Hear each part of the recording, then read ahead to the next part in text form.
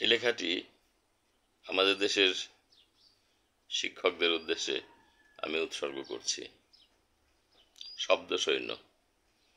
শব্দ সেনারা মাটিতে ঘুমায়, শহীদ মিনার জাগে, ওদের ব্যথায় কাঁদে যে মিনার সেনাদের অনুরাগে। ফুটপাথে থাকে জাতির কষ্ট, একসাথে এক হয়ে মিছিল এগোয় সামনে শুধুই, স্লোগান যায় যে বয়ে। এই সৈন্যেরা গড়েছে মানুষ, পশুরা কি করে বোঝে, অত্যাচারের আঘাতে আঘাতে দমনের পথ খোঁজে। দমন পীড়নে থামে না যে ওরা, থামে না বাংলাদেশ। শব্দ সৈন্য সামনে এগোয়, হয় না কখনো শেষ। আমি আশা করব সংশ্লিষ্ট সব কর্তৃপক্ষ শিক্ষকদের প্রতি অত্যন্ত শ্রদ্ধাশীল থাকবে সবসময়।